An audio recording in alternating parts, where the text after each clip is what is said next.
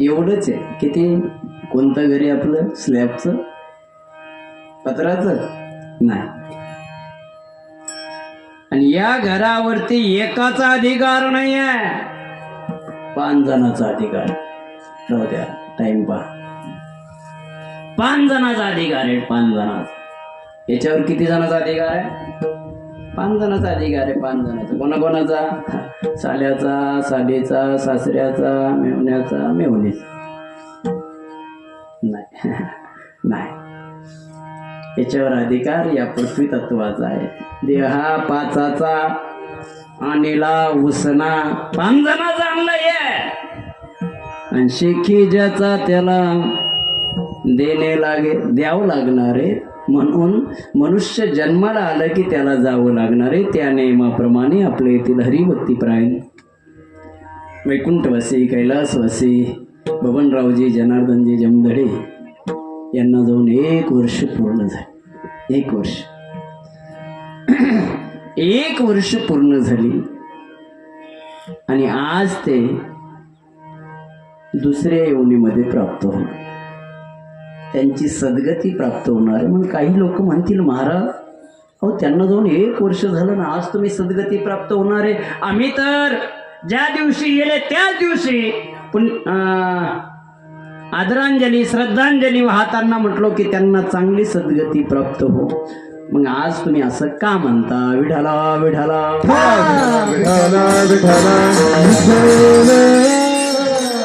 2-3 प्रश्नाचे उत्तर द्यायचे, पुढे चालायचं आहे. आपल्याला पुण्यस्मरण करायचंच का? नाही केलं तर चालत नाही का? का केलं पाहिजे हा एक प्रश्न आहे.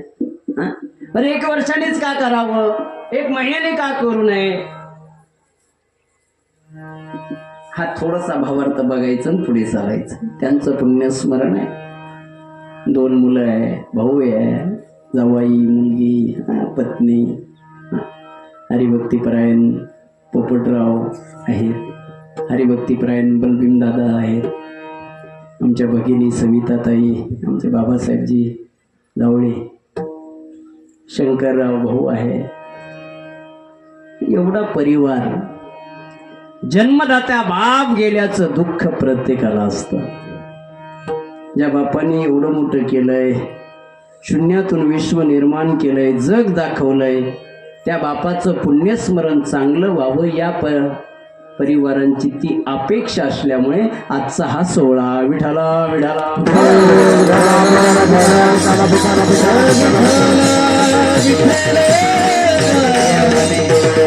सुंदर अशी वारकरी मंडळी, समोर बसलेली सर्व वारकरी मंडळी, महाराज मंडळी, तुमचे सर्व गुणीजन, गायक, वादक, हरिभक्तीपरायण पूजनीय आदरणीय चिमतकर बाबाही योगायोगाने आज भेट झाली. बाबांना धन्यवाद. माझ्या संस्थेमध्ये शिकून आता मोठे झालेले गणेश महाराज आहे, दीपक महाराज आहे, आमचे दोन्ही बाबा, त्यांनाही धन्यवाद.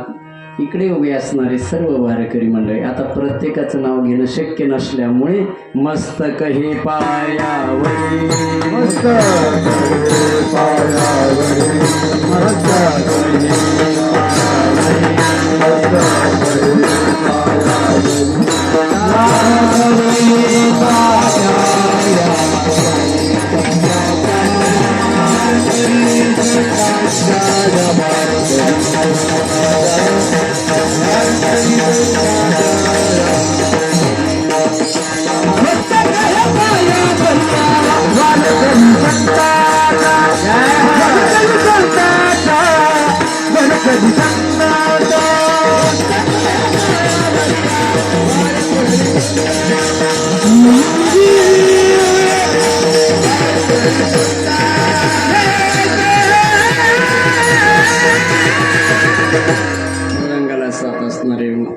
विद्यार्थी, आता शिक्षक म्हणून संस्थेवर असणारे आकाश महाराज आहे.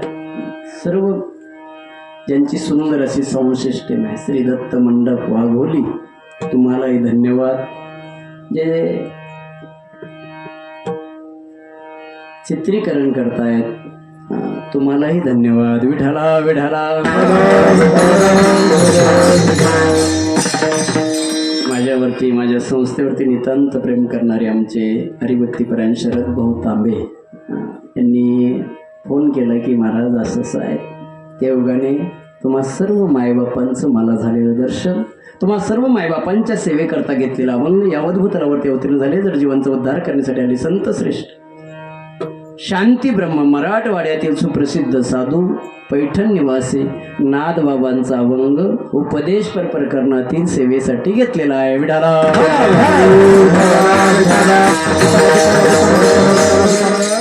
सुरुवात हे पुण्यस्मरण का करावं, पुण्यस्मरण म्हणजे काय एवढं सांगायचं आणि पुढे चालायचं. पुण्यस्मरण म्हणजे काय? पुण्यतिथी वेगळी आणि पुण्यस्मरण वेगळं. पुण्यतिथी त्याची होते आता झाली संजीवन समाधी सोहळा, संतांची पुण्यतिथी येते. तुमचं आमचं श्राद्ध होतं आणि पहिल्याच वर्षी करतात. पुण्य जिथं होतं त्याला पुण्यस्मरण म्हणतात. म्हणून पुण्यस्मरण वेगळं, पुण्यतिथी वेगळी. पुण्यतिथी पुण्याचा संचय करणाऱ्या व्यक्तीला पुण्यात्मा म्हटलं जातं. तो पुण्यात्मा ज्या तिथीला देह ठेवतो ती तिथी पुनीत झाल्यामुळे त्या तिथीला पुण्यतिथी म्हणतात. आणि पुण्यस्मरण ज्यांचे वडील गेले त्यांनी सर्व पाहुणे रावळ्यांना बोलवून त्यांच्यासाठी केलेलं पुण्य आणि ज्यांच्यासाठी करायचं त्यांच्या नावाचं केलेलं स्मरण त्याचं नाव पुण्यस्मरण. विठाला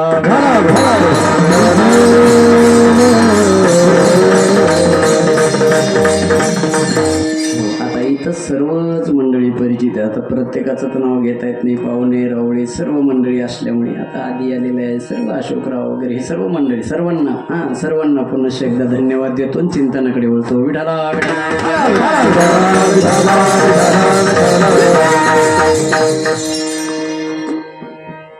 पुण्यस्मरण म्हणजे काय सांगायचंय आपल्याला. ज्या वेळेस हा देह जात असतो, देह जातच नाही मुळात, देहातून जीवात्मा जात असतो आहे का नाही. पण व्यक्ती काय म्हणतात माहितीये, माणसं म्हणतात माणूस गेला माणूस गेला माणूस गेला. अरे माणूस नाही गेला रे बाबा. ज्याला तो माणूस म्हणतोय ते 2 हात 2 पाय ते तर तुमच्या समोर पडलेलं असतं. मग गेला कोण? त्याच्यातला जीव गेलाय, त्याच्यातला देव गेलाय. मग तो जातो कुठे? तो जीव जातो कुठे? त्या देहाबरोबर त्याने जीवनभर प्रेम केलेलं असतं. देहाबरोबर जीवाने एवढी एकत्रित झालेली असती दोघांची, एकमेकाला सोडा वाटत नाही. पण जीवाला जाण्याची वेळ आल्यानंतर तो देहाला बोलतो, देहा येतो बर का, आता एवढ्या दिवस होतो तुझ्या बरोबर, आता जावं लागणार आहे, दुसऱ्या योनीमध्ये प्रवेश करावा लागणार आहे, मला जावं लागणार आहे बर का, येतो बर का देहा. देव म्हणत असतो जाऊ नको बाबा, बाबा जाऊ नको रे, जाऊ नको जीवा, जीवा जाऊ नको. तू जर गेला तर हे लोक मला घरात ठेवणार नाहीत. तसंच घडतं का नाही? जीव गेल्यावर घरात ठेवतात का लोक तुमच्याकडे? जीव गेल्यावर घरात ठेवतात नाही. संत म्हणतात काढा काढा मनती अशी झाला भूमिभार, काढा म्हणतात, लवकर लवकर काढा. म्हणून तो देह त्या जीवाला विनंती करतो, जाऊ नको रे, जाऊ नको, तू आहे तोपर्यंतच मी घरात आहे, तू गेला की या घरातून मला काढणार आहे, म्हणून तू या घरातून जाऊ नको. पण जीव म्हणतो जावं लागेल बाबा, आणि शेवटी या देहातून तो जीव निघतो. पण त्या देहाची काय अवस्था झाली हे बघण्यासाठी त्या देहाच्या अवतीभोवती फिरत असतं. म्हणून आपले लोक त्या देहाची हेळसांड होऊ देत नाही का? तो जीव बघत असतो त्या देहाकडे, की ज्या देहाला एवढा मोठा जीव लावला अख्ख्या परिवाराने, आता तिची अवस्था काय करतात म्हणून तो अवतीभोवती फिरत असताना तयारी केली जाते ते बांधायची आहे का नाही. 2 उभे बांबू 5 आडवे बांबू असंच असतं तुमच्याकडे पण. कारण काही काही भागात प्रथा बदलतात. आमच्याकडे मेल्यावर माणसं जाळतात, म्हणजे तुमच्याकडे तसंच आहे. चला 2 उभे बांबू 5 आडवे बांबू बांधल्यानंतर त्याच्यावरती ठेवल्यानंतर त्याला 36 ठिकाणी बांधावं लागतं. किती त्याचे आडे असतात ना प्रेताला बांधायला, ते 36 आडे असतात. 36 तर कोणा मोजले म्हणा बाबा, उचला वडा काढा ते आता तर बांधाचंही काम राहिलं नाही. मत कर बाबा. आता ते आहे त्या आपल्या इकडं नाही अजून, पण काही काही ठिकाणी आहे ते लोखंडी बनवलेलं आहे का नाही.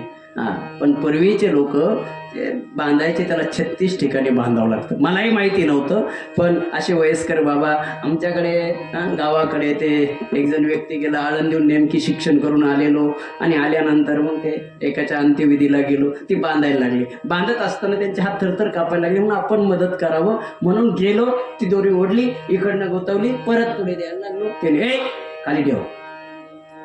अरे झालं काय? खाली ठेव. अरे म्हटलं बाबा काय त्याच्यामध्ये, तुम्हाला आता जमेना म्हणून मी ओढून तुम्हाला इकडनं, त्याच्यात काय सोपं आहे, इकडनं गुतायचं तिकडं गुतायचं परत इकडचे का. ते काय आळंदीचं शिक्षण आहे का? नेमकी काय आहे ते म्हणे, याला 36 आड्याने मारावं लागतं, याला 36 आड्याने बांधावं लागतं. 36 म्हणून पूर्वीचे लोक सुतळीचा पिंडा करायचे बघा, आहे का नाही. 36च ते मोजण्यासाठी. मी म्हटलं बाबा 36च का, 36च का. ते म्हणे 36च असते.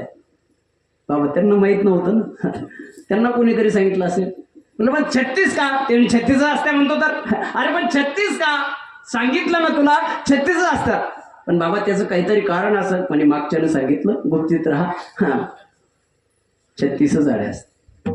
मी विचार करत होतो, 36 आड्या का, 36 आड्या का. विचारा अंती एक दिवस आमचे लेकरं म्हणायला लागले, बाबा रोजच्या कीर्तनामध्ये तुम्ही म्हणजे आम्ही नाथबाबांच्या हरिपाठाचा अभंग घेत जा. मग आज एक अभंग, उद्या. पण अभंगाचं चिंतन करता करता त्याचं मला उत्तर सापडलं. 36 तत्वाचा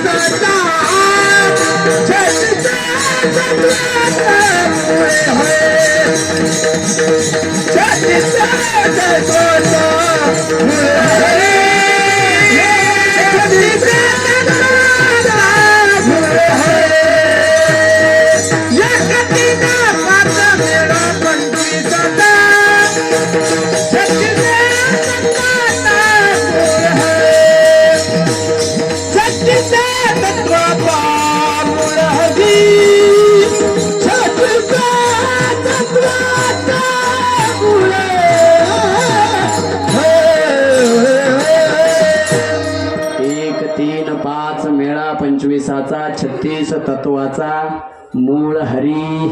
हे उत्तर ते तसं, कारण हे शरीर मूळ स्वरूपामध्ये प्राप्त होत आहे म्हणून त्याला 36 तत्वाने. चला बांधलं.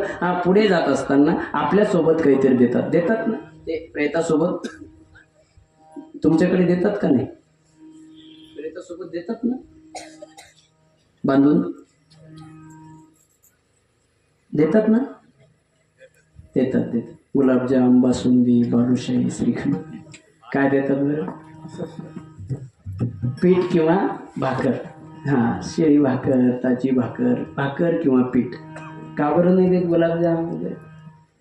आता शास्त्र असं सांगतं, उद्या कोणी हिंदू धर्माला नाव ठेवणे, आपल्या कोणती प्रथा आपली धर्मनिरपेक्षतेनं नाही तर पुरावे आधारानं आहे. हे शरीर 5 तत्वापासून बनलं आहे. याचं पहिलं तत्व माती आहे, आणि भाकर ही पिठापासून बनते, पीठ हे धान्यापासून बनतं, आणि धान्य हे मातीपासून येतं. लक्षात ठेवा. मग या शरीरातलं पहिलं तत्व माती तत्व असल्यामुळे त्या मातीमध्ये ते शरीराचं तत्व घालावं लागत असतं, 5 द्यावं लागत असतं. म्हणून पहिलं तत्वामध्ये आपल्याला ती भाकरी बांधतात, आमच्याकडे ते पीठ बांधतात, काही ठिकाणी भाकरी बांधतात, ते एकच आहे. आणि मग या शरीरातलं माती तत्व त्या पिठात गेल्यानंतर 20व्या ठिकाणी ते मातीमध्ये टाकतात, खाली टाकतात. बरोबर आहे.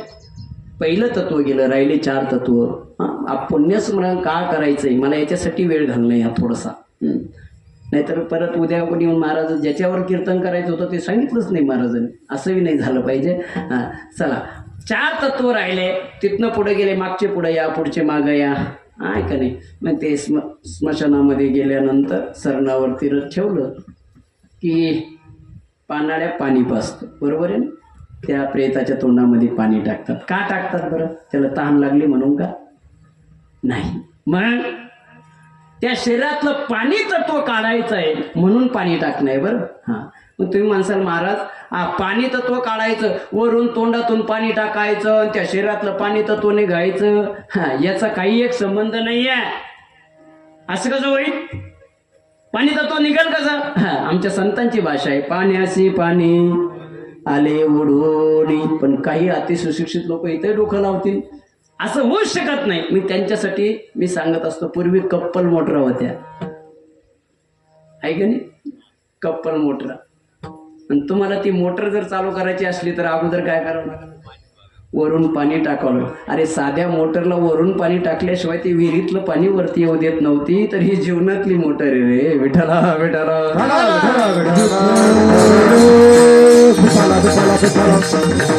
वरून पाणी टाकल्यानंतर त्याचं दुसरं पाणी तत्व गेलं, राहिलं तिसरं हवा तत्व, वायू तत्व. या मावल्या करतात काय करतात? त्या वारा घालतात. मग वायू तत्व काढण्याची जिम्मेदारी. अग्नितत्वामध्ये शरीर जळत आहे आणि म्हणून अग्नितत्वामध्ये विलीन होत आहे. आकाश तत्वामध्ये ज्वाळा जातात म्हणून ज्याचा त्याला समर्पण केला, चला शेकी ज्याचा त्याला देणे लागे, त्याला देऊन टाकलाय आपण 5 जणाचा. मग परंतु त्यावेळेस तो जो जीव असतो अवतीभोवती फिरणारा, तो तप्त झालेला असतो आणि तप्त झाल्यामुळे कुठेतरी विसाव्याची गरज राहते त्याला. मग तो बघतो कुठेतरी काहीतरी बघावं लागेल आणि म्हणून त्यावेळेस त्या तप्त जीवाला पाण्याची आवश्यकता असते. तो पाण्याला पाणी घेऊन जातो. मग स्थूल शरीराची एक प्रदक्षिणा आहे, सूक्ष्म शरीराची दुसरी प्रदक्षिणा आहे, कारण शरीराची तिसरी प्रदक्षिणा आहे. त्या 3 प्रदक्षिणा करत असताना कुणीतरी एक जण म्हणतं, हे दगड घे रे, दगड घे. दगड कशासाठी? त्याला छिद्र पाडण्यासाठी. त्याला छिद्र पाडले, 3 प्रदक्षिणा झाली, तो दगड खाली ठेवायचा आहे. पण त्याच वेळेस काय होतं, तो जो जीव आहे तो माठात जाऊन बसतो आणि माठात गेल्यामुळे ते 3 प्रदक्षिणा झाली की तो माठ त्या दगडावर टाकला जातो. त्या माठ दगडावर टाकल्याबरोबर माठातला जो जीव आहे तो दगडात जातो. दगडाचं नावच बदलतं. आता त्याला कोणी दगड म्हणत नाही. आश्मा, वक्र्या, जीव, जीवात्मा वगैरे ज्याचे त्याच्या पद्धतीनं नाव आहे, पण आमच्याकडे त्याला जीव म्हणतात. आणि त्या जीवाला 10 दिवस चांगला जीव लावतात. 10 दिवस चांगला जीव लावतात आणि 10व्याच्या दिवशी त्याला पंचज्ञानेंद्रिय, पंचकर्मेंद्रिय, त्याला पिंडदान आपण म्हणतो, त्याला ते पिंड दिल्या जातात. आणि ते पिंड दिल्यानंतर त्याला त्याच्यातून मोकळं केलं जातं. त्यानंतर हा जीवात्मा 2 दिवस तुमच्याकडे असतो, आपल्या परिवारामध्ये असतो. आणि त्याच्यानंतर उत्तर दशा निर्माण होती तिची, कारण जीवदशा संपलेली आहे, देवदशेला प्राप्त करायला चाललेला आहे. आणि देवदशा प्राप्त करत असताना आता ती जीवदशेची उत्तर दशा राहते आणि ती उत्तर दशा चांगली व्हावी म्हणून उत्तर कार्य करावं लागतं. उत्तर कार्य त्याला कोणी तेरवं म्हणतंय. आणि मग त्या दिवशी तो जीवात्मा तुमच्या इथलं शेवटचं जेवण घेऊन निघत असतो, त्याला नैवेद्य म्हणतो. ते घेतल्यानंतर 12 महिने तो फिरत असतो. 16 गावं 28 नरक. आता ते चिंतन करायचं म्हणल्यावर फार वेळ लागेल. 16 गावं 28 नरक फिरून त्याच तिथीला जिथनं गेला होता तिथं येतो आणि त्या तिथीला त्या जीवात्म्याला नवीन योनी प्राप्त होते, नवे नवे. आणि म्हणून ती चांगली योनी प्राप्त व्हावी यासाठी सर्वांनी मिळून केलेलं पुण्य ज्यांना मिळवायची आहे त्यांचं केलेलं स्मरण म्हणजे आजचा दिवस. विठाला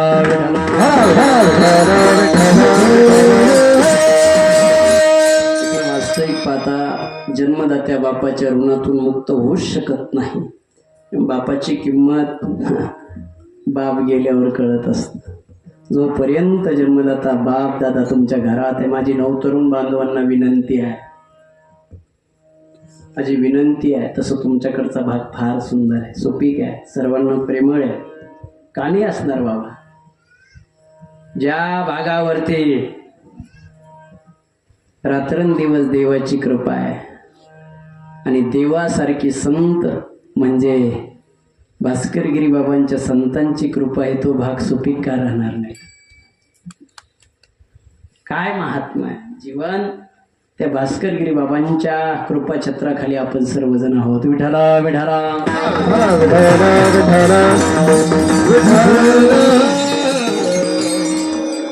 चला, परंतु जन्मदाता बाप समजणंही अवघड आहे.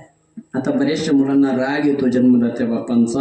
माझी विनंती नवतरुण बांधवांना, जीवनात काही जरी झालं तरी जन्मदात्या बापाचा राग कधीच पकडायचा नाही. थोडंसं काही झालं की राग येतोय, थोडंसं काही झालं की राग येतो. आता काल परवाची घटना आहे बघा पेपरला, जन्मदाता बाप थोडंसं बोलला, त्या मुलाने शेतात गेला आणि लिंबाच्या झाडाला गळफास घेऊन टाकलं. काय चुकलं त्या बापाचं?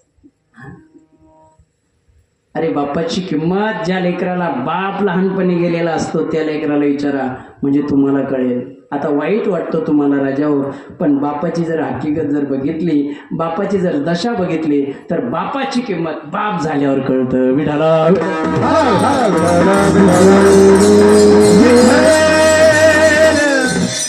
किती झटतोय बाप घरासाठी, परिवारासाठी. मी रोज कीर्तना सांगतो, दादा आई मोठी नाही असं माझं म्हणणं नाही, आई मोठीच आहे, पण आईपेक्षा कणभर बाप.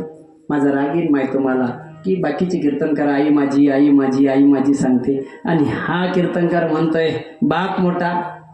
तर तुमचा बाप आठवा म्हणजे तुम्हाला कळेल. मरायला बाप आलेला असू द्या, क्वाटवर पडलेला असू द्या, बापाचा सर्वात जास्त जीव तुमच्यात असतो. आणि क्वाटवर पडलेला बाप आजूबाजूला उभा असणाऱ्या लेकरांना म्हणत असतो, पोराओ तुम्ही सर्वजण दिसताय, पण माझी ताई नाही आली रे. एक काम करा, कोणीच उठू नका. जे मुख्य आहे ती गेली तर चालेल. एक काम करा, तुम्ही सर्वजण दिसताय, पण माझा जीव माझ्या लेकीत अडकलाय. मुलं म्हणत असतात आली असेल ताई, जवळ आली असेल, काळजी करू नका बाबा, जवळ आली असेल, फाट्यावर आली असेल. अर्धा तास वाट बघतो बरं माय तुमचा बाप, आणि अर्ध्या तासानं तो बाप म्हणत असतो, पोरा हो मला नाही वाटत माझी ताई येईपर्यंत मी जिवंत राहील. एक काम करा, माझ्या ताईला इस्टेट नाही दिली तरी चालेल, माझ्या ताईला पैसा नाही दिला तरी चालेल, पण माझ्या ताईची दिवाळी खाली जाऊ देऊ नका. हे म्हणणारा कोण असतो? बाप असतो दादा. याही पुढचं शेवटचं सांगतो. त्या दिवशी बाप गेलाय असं समजून चालव, त्या घराचं छत्र हल्लं. लहानपणी आपण खेळत होतो, आपण जर आईकडे गेलो तर आई उचलून कुठे घ्यायची? कडेवर घ्यायची. पण बापाकडे गेल्यानंतर बाप उचलून कुठे घेत होता? खांद्यावर घ्यायचं. खांद्यावर. का खांद्यावर घ्यायचं माहितीये?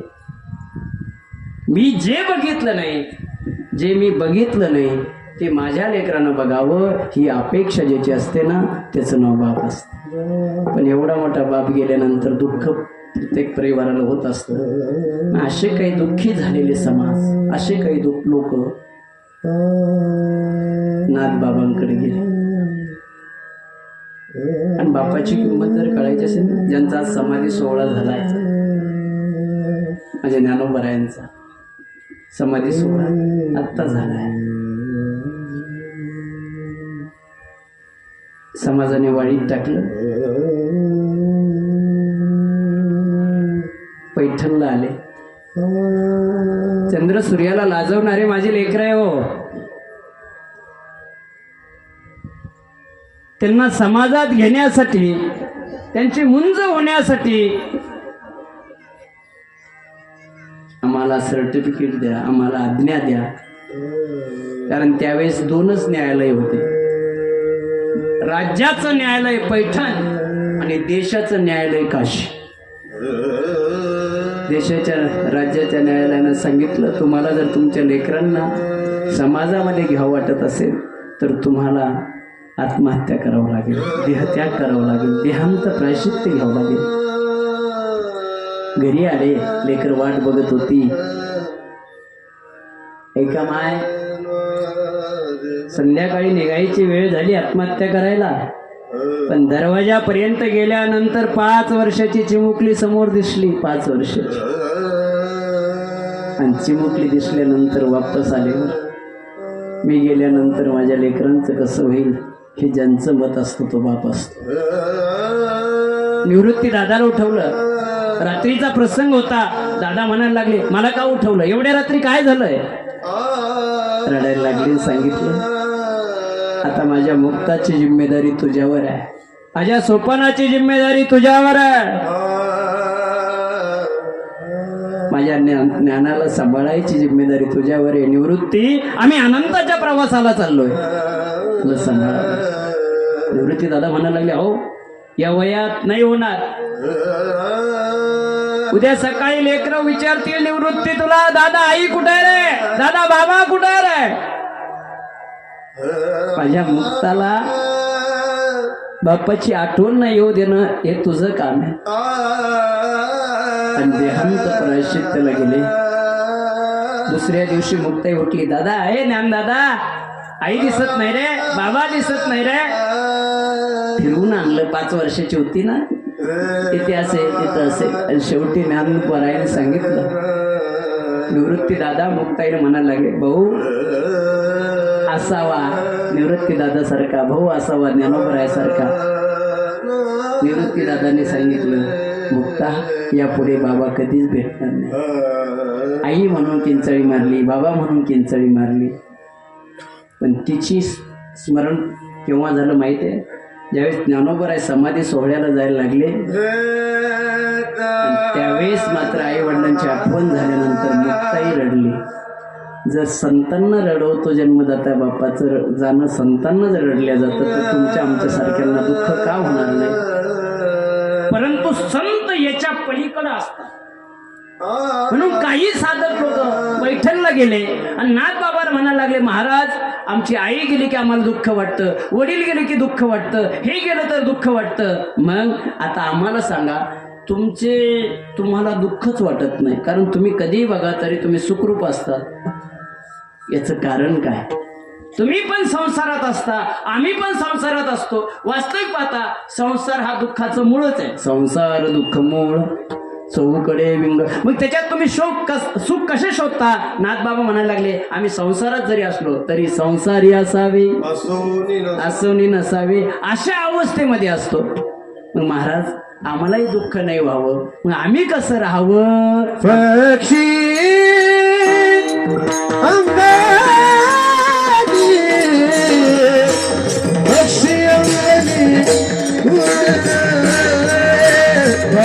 पक्षी उतरती पक्षी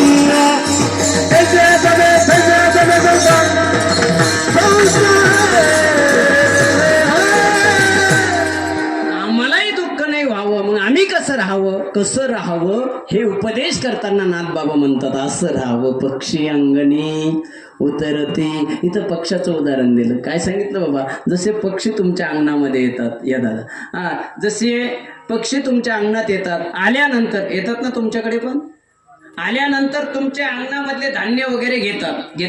घेतल्यानंतर जाताना 2-4 गोण्या बांधून नेतात, नाही नेत. पण असं झालं का कधी तुमच्याकडे पक्षी आले, आल्यानंतर त्यांनी धान्य खाल्लं, एक 5-6 महिने जाता येता तुमच्याकडले धान्य वगैरे घेतले, जाताना पक्षी तुमच्या गळ्यात पडून रडला, असं कधी झालं नाही? का नाही? तोही तुमच्या अंगणात येतोय, तोही तुमच्या अंगणातून जातोय, पण त्याला का रडू येत नाही? त्याचं कारण आहे. त्याला दुःख का होत नाही? त्याचं कारण आहे, त्याला तुमच्या अंगणात यायचा आनंदही नाही आहे आणि तुमच्या अंगणातून जाण्याचं दुःखही नाही आहे. अंगणात यायचं सुखही नाही. काय कारण आहे? त्याचं एकमेव कारण आहे, त्या पक्षाला माहिती आहे हे अंगण माझं, हे अंगण माझं. आपलं आणि त्याचा इथंच फरक आहे. आपण म्हणतो हे माझं आहे, ते माझं आहे, हे माझं आहे, म्हणून तुम्ही आम्हाला दुःख आहे. पण पक्ष्यांना का दुःख नाही? त्यांना माहिती आहे हे अंगण माझं. मला काल परवा एक जणाने विचारलं, महाराज इथे पक्षाचं तू उदाहरण का दिलं? असं का म्हटलं नाही? चांगले माणसं अंगणी उतरती, असं व्हायला पाहिजे होतं. नाथबाबांनी असं लिहायला पाहिजे होतं, चांगले माणसं अंगणी उतरती. असं का म्हटले नाही? पक्षीच का? पक्षाचं उदाहरण का दिलं? त्याचं एकमेव कारण आहे की बाबांनो, पक्षाला तुमच्या इष्टिटीचा याचा त्याचा मोह राहत. ते आजचं पाहताय तर भविष्य काळाचा विचार करत नाही. बघा तुम्ही, अजून याच्याही पुढे सांगू, आमच्या संस्थेच्या पुढे थोडंसं काम चालू आहे रोडचं, अजूनही झालं नाही, ते 1 वर्षापासून चालू आहे बाबा. आणि त्याच्या पुढे थोडंसं खड्डा झालेला आहे. एक रायसनचा ट्रक आला, त्याच्यातून कुदल्यानंतर त्यातले 2 पोते खाली पडले. किती? 2 पोते खाली पडल्यावर थोडेसे फुटले गेले. मग काही पक्षी वगैरे आले, त्यांनी काय खायचं ते खाल्लं, पक्षी निघून गेले. त्यानंतर काही गायी वगैरे म्हशी आल्या, त्यांनी काय खायचं ते खाल्लं, पोते तिथंच ठेवले, गाई म्हशी निघून गेल्या. 1-2 माकडं आले, त्यांनी काय खायचं ते खाल्लं, पोते तिथंच ठेवले, माकडं निघून गेले. सुरुवातीला पक्षी आले, खाल्लं, पोते तिथंच ठेवले, पक्षी निघून गेले. त्याच्यानंतर गाई वगैरे आल्या, खाल्लं, गाई पोते तिथंच ठेवले, गाई निघून गेल्या. त्याच्यानंतर 2 माणसं आली. आता काय झालं? असं पोतेच गायब झाले. म्हणून चांगले माणसं अंगणी उतरती लिहिलं नाही. विठाला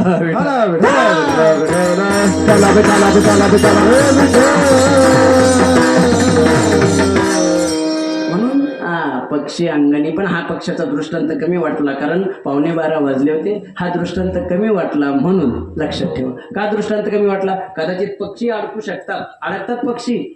पोपट नाही का पिंजऱ्यामध्ये अडकतो का नाही? अडकतात. ते पोपट पकडणारे बघा, पोपट पकडणारे नळी घेतात, नळी, आणि त्या नळीला दोन्ही बाजूने एक दोर बांधतात. दोर असा बांधतात की पोपट जर त्या नळीवर बसला ना तर नळी आपोआप कशी होते? उलटी होते. नळी उलटी होते. म्हणजे पोपट येतो, त्या नळीवर बसतो, बसल्याबरोबर नळी उलटी झाली. आता नळी उलटी झाल्यानंतर पोपटही कसा झाला? पोपट उलटा झाल्यामुळे त्याला आकाश पाण्यासारखं दिसतंय आणि त्याला वाटतं आपण जर नळी सोडली तर आपण पाण्यात पडू आणि मरून जाऊ. त्याला कळतच नाही की आपल्याला पंख आहे म्हणून. आणि म्हणून पोपट काही नळी सोडत, पोपट काही नळी सोडत. कोण? पोपट नळी सोडत नाही. मग सद्गुरू येतात. ते सद्गुरू त्या पोपटाला सांगतात, राजा, ए राजा, अरे नळी सोड, नळी ती हाताची असेल. तू हिंदू धर्मात जन्माला आला रे राजा, ती पायाची नळी असेल, ती हाताची नळी असेल, कोणत्या तरी कसायाच्या दुकानातली असेल. नळी सोड, नळी. बऱ्याच लोकांना कळालं, बऱ्याच जणांना नाही कळालं. सद्गुरू सांगतात, अरे हिंदू धर्मात जन्माला आला ना राजा. आता आनंद वाटला राजा दादांनो, मला आनंद कोणता? आता लोक जातीपातीत नाही विखरले, पण हिंदू धर्म म्हणून एकत्रित आले, म्हणून दिवस चांगली आली. विठाला विठाला.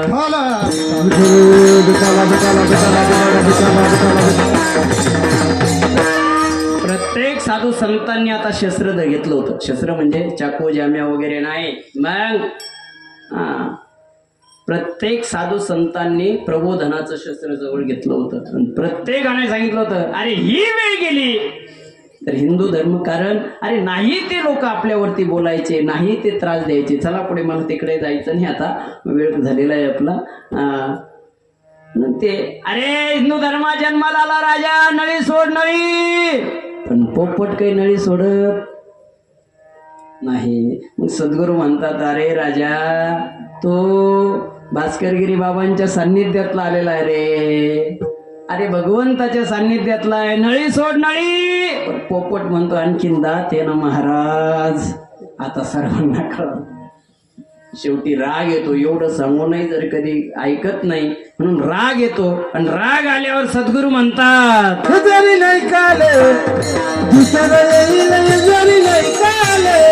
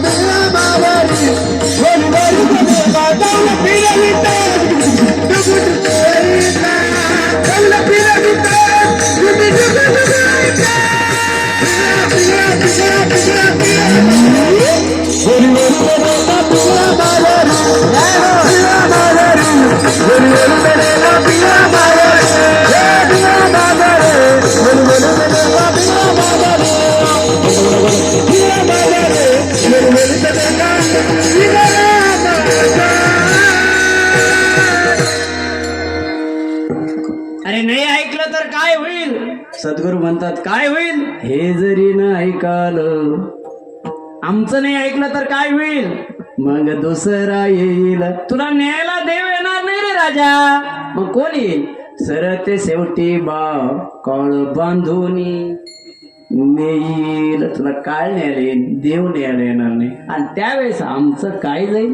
म्हणून तो सद्गुरूच ते पोपट न ऐकल्यामुळे मग तो पोपट पकडला जातो, संसार रूपी पिंजऱ्यात अडकल्या जातो. मग हा दृष्टांत कमी वाटला म्हणून दुसरा दृष्टांत तिसऱ्या चरणात दिला. वस्ती करा वस्ती आला, वस्ती करा वस्ती आला, वस्ती करा जय हो बाबा. वस्ती करा वस्ती आला, वस्ती करा वस्ती आला, वस्ती करा वस्ती आला, करी करी करी वस्ती करा वस्ती आला, वस्ती करा वस्ती आला, वस्ती करा वस्ती आला, गाडी उठवली गेला, वस्ती करा वस्ती आला, गाडी उठवली गेला, गाडी उठवली गेला, कैसे आचारे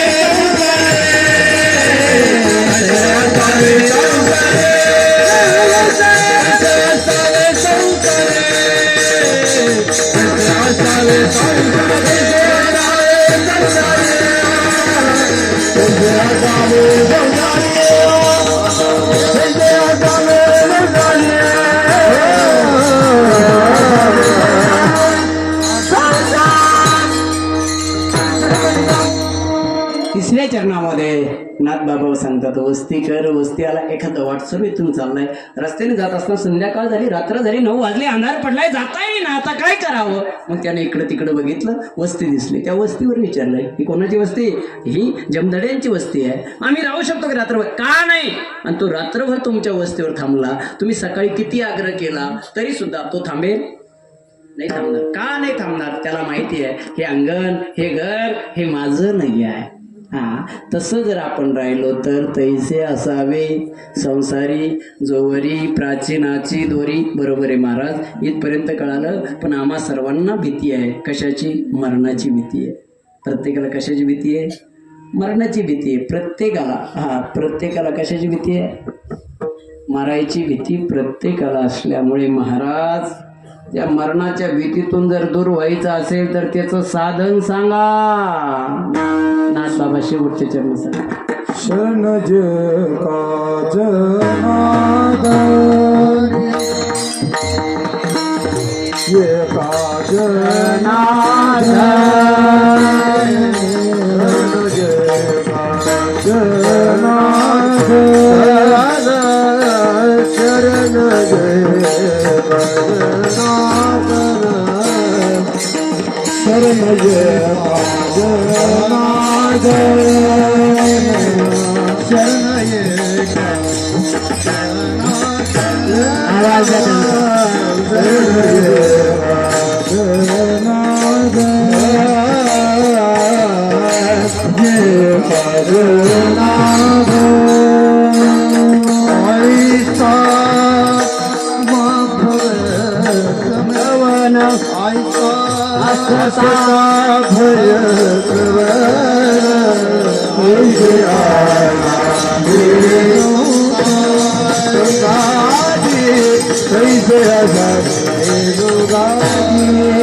ऐसे असता भय